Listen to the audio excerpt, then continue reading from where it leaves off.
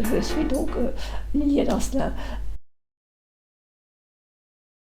Alors, d'abord, je suis née à Paris.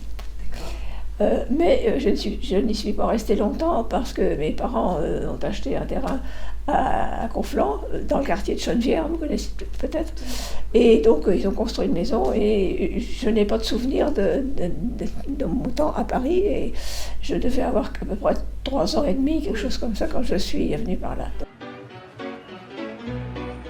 Alors quand j'ai commencé donc à travailler à Andrézy, le hasard a fait que j'avais des collègues, il y avait plusieurs personnes qui travaillaient, et notamment il y avait un garçon qui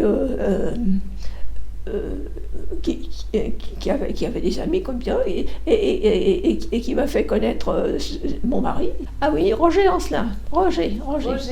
Oui, alors lui, il est arrivé en 1920 ici. Un collègue qui travaillait là avec moi m'a présenté mon mari, bon, et puis faut croire que je lui ai plu, puis bon, il a voulu se marier avec moi. Alors bon, on s'est mariés 1 an plus tard. Alors, et puis, donc on s'est installé. Alors, dans un premier temps, on a eu la possibilité d'avoir un pavillon parce que la société des guêpes avait construit plusieurs pavillons, donc ils en ont loué un. Il l'avait fait pour les ouvriers en cas de besoin, quoi, etc. Et il était où ce pavillon? Il était dans la rue Gallieni, c'est-à-dire à côté du boulanger. Là, vous avez le boulanger boucher, il était là. Je me suis occupée plutôt des jeunes qui arrivaient ou qui voulaient. Ils avaient fait des gros avantages pour les prêts, pour la construction, parce que en plus, alors ce qui a fait d'ailleurs que tout le quartier s'est développé, c'est que le gouvernement a décidé que tous les terrains de culture comme ça devenaient devenir des terrains à construire. Alors les cultivateurs qui avaient, je sais pas, 3, 4, 50 hectares de terre, ils n'étaient pas à 500 mètres carrés de terrain prêts. Alors ils venaient me trouver, en disant, est-ce qu'on voudrait vendre notre terrain? Oui. Alors, combien vous en avez? Ah, j'en ai tant. Alors je dis, écoutez, on va faire un lotissement. Alors j'ai fait des lotissements, j'en ai fait au moins je sais pas, à Conflans, ici, à Morcourt. Cette histoire de ce bébé qui était d'ailleurs, qui était un garçon d'ailleurs. Ouais. C'était un garçon. D'ailleurs, au Guêpes, il y avait mon beau-père, il y avait lui, et il y avait un cousin encore. Et il revenait, il remontait vers Paris.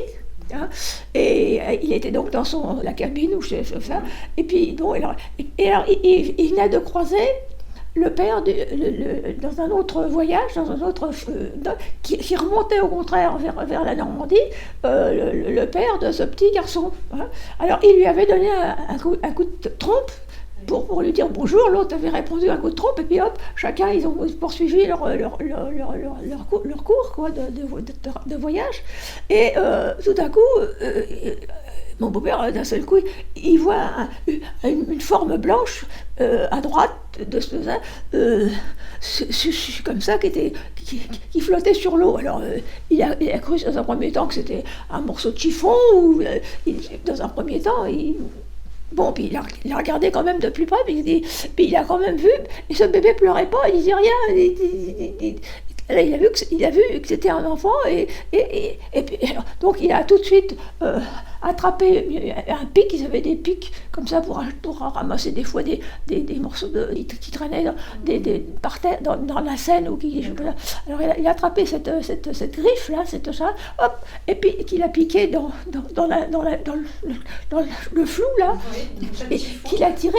Mais il a fallu qu'il fasse vite, et parce que heureusement, vous savez, il était rapide, et oui, et hop, il a attrapé le gamin comme ça, en se penchant, et il l'a tout de suite posé sur le bord du bateau. Puis aussitôt, il a appelé le matelot. Il a rattrapé son collègue qui avait déjà fait du chemin. Il s'est mis à fond, oui, et puis il l'a corné pour qu'il s'arrête. Alors il s'est arrêté.